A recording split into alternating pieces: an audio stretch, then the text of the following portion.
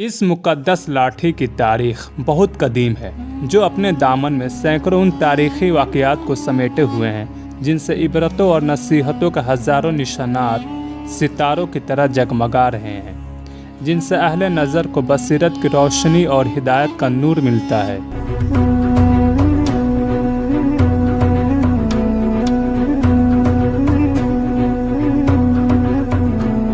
जन्नती लाठी ये हज़रत मूसा अलैहिस्सलाम की वो मुक़द्दस लाठी है जिसको आसाए मूसा कहते हैं। इसके ज़रिए आपके बहुत से उन मोजिज़ात का ज़ुहूर हुआ जिनको कुरान मजीद ने मुख्तलिफ़ उन्वानों के साथ बार बार बयान फरमाया है। ये लाठी हज़रत मूसा अलैहिस्सलाम के कद बराबर 10 हाथ लंबी थी और इसके सर पर 2 शाखें थी जो रात में मशाल की तरह रोशन हो जाया करती थी। ये जन्नत के दरख्त पीलू की लकड़ी से बनाई गई थी और इसको हज़रत आदम अलैहिस्सलाम जन्नत से अपने साथ लाए थे। हज़रत आदम अलैहिस्सलाम के साथ ऊद खुशबूदार लकड़ी, हज़रत मूसा अलैहिस्सलाम का आसा जो इज़्ज़त वाले पीलू की लकड़ी का था, अंजीर की पत्तियाँ, हजर अस्वद जो मक्का मुअज़्ज़मा में है और हज़रत सुलेमान अलैहिस्सलाम की अंगूठी, ये 5 चीज़ें जन्नत से उतारी गई। हज़रत आदम अलैहिस्सलाम के बाद ये मुक़द्दस असा हज़रात अंबिया इकराम को एक के बाद एक दिगरे बतौर मीरास के मिलता रहा, यहाँ तक कि हज़रत शुएब अलैहिस्सलाम को मिला जो कौम मदियन के नबी थे। जब हज़रत मूसा अलैहिस्सलाम मिस्र से हिजरत फरमाकर मदियन तशरीफ़ ले गए और हज़रत शुएब अलैहिस्सलाम ने अपनी साहिबजादी हज़रत बीबी सफ़ूरा रज़ी अल्लाह ताला अन्हा से आपका निकाह फरमा दिया और आप 10 बरस तक हज़रत शुएब अलैहिस्सलाम की खिदमत में रहकर आपकी बकरियाँ चराते रहे। उस वक्त हज़रत शुएब अलैहिस्सलाम ने हुक्म खुदावंदी के मुताबिक आपको ये मुक़द्दस असा अता फरमाया। फिर जब आप अपनी ज़ौजाए मोहतरमा के साथ लेकर मदीन से मिस्र अपने वतन के लिए रवाना हुए और वादी मुक़द्दस मकाम तुआ में पहुँचे तो अल्लाह ताला ने अपनी तजल्ली से आपको सरफराज फरमाकर मनसब रिसालत के शर्फ से सरबुलंद फरमाया। उस वक्त हज़रत हक जल मजदा ने आपसे जिस तरह कलाम फरमाया, कुरान मजीद ने उसको इस तरह बयान फरमाया है कि और ये तेरे दाहिने हाथ में क्या है ए मूसा? अर्ज़ की ये मेरा आसा है, मैं इस पर तकिया लगाता हूँ और इससे अपनी बकरियों पर पत्ते झाड़ता हूँ और मेरे इसमें और काम है। दूसरे कामों की तफसीर में हज़रत अल्लामा अब्दुल बरकात अब्दुल्ला बिन अहमद नसफ़ी अलैहिर्रहमा ने फरमाया कि मसलन उसको हाथ में लेकर उसके सहारे चलना, उससे बातचीत करके दिल बहलाना, दिन में उसका दरख्त बनकर आप पर साया करना, रात में उसकी दोनों शाखों का रोशन होकर आपको रोशनी देना, उससे दुश्मनों, दरिंदों और सांपों बिच्छुओं को मारना, कुएं से पानी भरने के वक्त उसका रस्सी बन जाना और उसकी दोनों शाखों का डोल बन जाना, बावक्त ज़रूरत उसका दरख्त बनकर हस्बे ख्वाहिश फल देना, उसको ज़मीन में गाड़ देने से पानी निकल पड़ना वगैरह। हज़रत मूसा अलैहिस्सलाम इस मुक़द्दस लाठी से मज़कूरा बाला काम निकालते रहे, मगर जब आप फ़िरौन के दरबार में हिदायत फरमाने की गर्ज से तशरीफ़ ले गए और उसने आपको जादूगर कहकर झुठलाया तो आपके इस असा के ज़रिए बड़े बड़े मोजिज़ात का ज़ुहूर शुरू हो गया, जिनमें से 3 मोजिज़ात का तज़किरा कुरान मजीद ने बार बार फरमाया है जो हस्ब ज़ैल है। फ़िरौन ने एक मेला लगवाया और अपनी पूरी सल्तनत के जादूगरों को जमा करके हज़रत मूसा को शिकस्त देने के लिए मुकाबले पर लगा दिया और उस मेले में इज़्दहाम, जहां लाखों इंसानों का मजमा था, एक तरफ जादूगरों का हुजूम अपनी जादूगरी का सामान लेकर जमा हो गया और उन जादूगरों की फौज के मुकाबले में हज़रत मूसा तन्हा डट गए। जादूगरों ने फ़िरौन की इज्जत की कसम खाकर अपने जादू की लाठियाँ और रस्सियों को फेंका तो एकदम वो लाठियाँ और रस्सियाँ सांप बनकर पूरे मैदान में हर तरफ फुंकारे मारकर दौड़ने लगी और पूरा मजमा खौफ और हिरास में बदहवास होकर इधर उधर भागने लगा।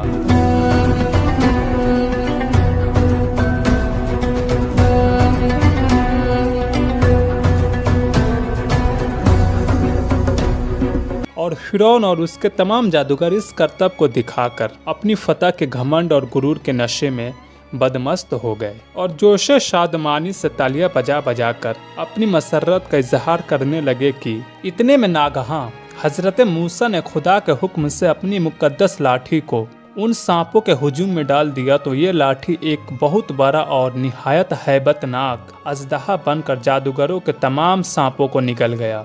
ये मोजिज़ात देखकर तमाम जादूगर अपनी शिकस्त का एतराफ़ करते हुए सजदे में गिर पड़े और बाआवाज़ बुलंद ये ऐलान करना शुरू कर दिया कि हम सब हज़रत हारून और हज़रत मूसा के रब पर ईमान लाए। चुनांचे कुरान मजीद ने इस वाक़या का जिक्र करते हुए इरशाद फरमाया कि बोले, ए मूसा, या तो तुम डालो या पहले हम डालें। मूसा ने कहा, बल्कि तुम ही डालो। जब ही उनकी रस्सियाँ और लाठियाँ उनके जादू के जोर से उनके ख्याल में दौड़ती मालूम हुई तो अपने जी में मूसा ने खौफ पाया। हमने फरमाया, डर नहीं, बेशक तू ही गालिब है, और डाल तो दे जो तेरे दाहिने हाथ में है, वो उनकी बनावटों को निकल जाएगा। वो जो बना कर लाए हैं वो तो जादूगर का फरेब है, और जादूगर का भला नहीं होता। कहीं आवे तो सब जादूगर सजदे में गिरा लिए गए। बोले, हम उस पर ईमान लाए जो हारून और मूसा का रब है। बनी इसराइल का असल वतन मुल्क शाम था, लेकिन हज़रत यूसुफ अलैहिस्सलाम के दौरे हुकूमत में ये लोग मिस्र में आकर आबाद हो गए और मुल्क शाम पर कौम अमालिका का तसल्लुत और कब्जा हो गया, जो बदतरीन किस्म के कुफ्फार थे। जब फिरौन दरियाए नील में गर्क हो गया तो हज़रत मूसा को फिरौन के खतरात से इत्मीनान हो गया, तो अल्लाह ताला ने हुक्म दिया कि कौम अमालिका से जिहाद करके मुल्क शाम को उनके कब्जे व तसल्लुत से आज़ाद कराए। चुनांचे अब 6 लाख बनी इसराइल की फौज लेकर जिहाद के लिए रवाना हो गए, मगर मुल्क शाम की हुदूद में पहुंचकर बनी इसराइल पर कौम अमालिका का ऐसा खौफ सवार हो गया कि बनी इसराइल हिम्मत हार गए और जिहाद से मुंह फेर लिया।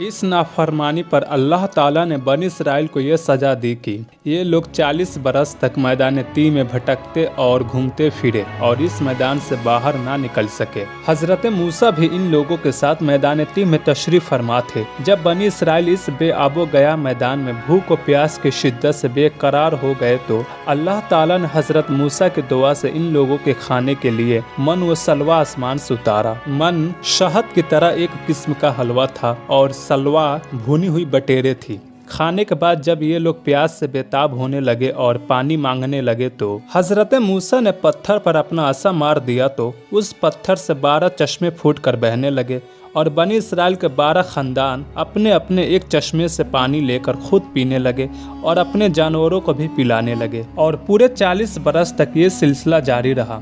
ये हजरत मूसा का मोजिजा था जो असा और पत्थर के जरिए ज़ुहूर में आया। कुरान मजीद ने इस वाक़ये और मोजिजे का बयान करते हुए इरशाद फरमाया कि और मूसा ने अपनी कौम के लिए पानी मांगा तो हमने फरमाया उस पत्थर पर अपना आसा मारो। फौरन उसमें से 12 चश्मे बह निकले। हर गुरोह ने अपना घाट पहचान लिया। हजरत मूसा एक मुद्दत दराज तक फिरौन को हिदायत फरमाते रहे और आयात और मोजिज़ात दिखाते रहे, मगर उसने हक को कबूल नहीं किया बल्कि और ज्यादा उसकी शरारत और सरकशी बढ़ती रही। बनी इसराइल ने चूंकि उसकी खुदाई को तस्लीम नहीं किया, इसलिए उसने मोमिनीन को बहुत ज्यादा जुल्म और सितम का निशाना बनाया। इस दौरान में एकदम हजरत मूसा पर वही उतरी कि आप अपनी कौम बनी इसराइल को अपने साथ लेकर रात में मिस्र से हिजरत कर जाए। चुनांचे हजरत मूसा बनी इसराइल को हमरा लेकर रात में मिस्र से रवाना हो गए। जब फिरौन को पता चला तो वो भी अपने लश्करों के साथ लेकर बनी इसराइल की गिरफ्तारी के लिए चल पड़ा। जब दोनों लश्कर एक दूसरे के करीब हो गए तो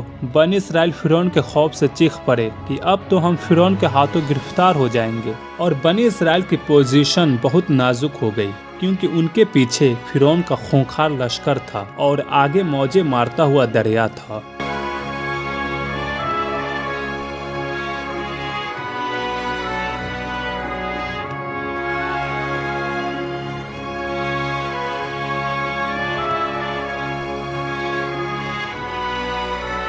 इस परेशानी में हजरत मूसा मुतमईन थे और बनी इसराइल को तसल्ली दे रहे थे। जब दरिया के पास पहुंच गए तो अल्लाह ताला ने हजरत मूसा को हुक्म फरमाया कि तुम अपनी लाठी दरिया पर मार दो।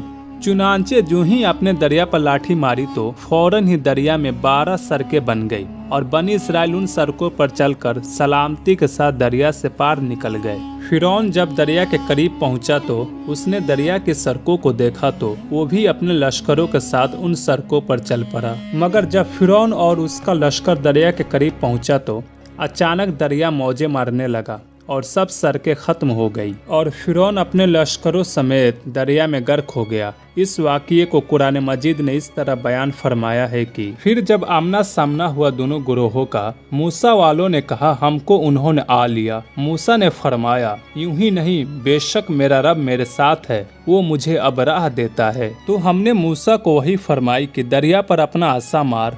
तो जब भी दरिया फट गया तो हर हिस्सा हो गया जैसे बड़ा पहाड़, और वहाँ करीब लाए हम दूसरों को और हमने बचा लिया मूसा और उसके सब साथ वालों को, फिर दूसरों को डुबो दिया। बेशक इसमें जरूर निशानी है और उनमें अक्सर मुसलमान ना थे। ये है हजरत मूसा की मुकद्दस लाठी के जरिए जाहिर होने वाले वो तीनों अजीम शान मोजिजात, जिनको कुरान करीम ने मुख्तलिफ अल्फाज और मुतअद्दिद उन्वानों के साथ बार बार बयान फरमा कर लोगों के लिए इबरत और हिदायत का सामान बना दिया है।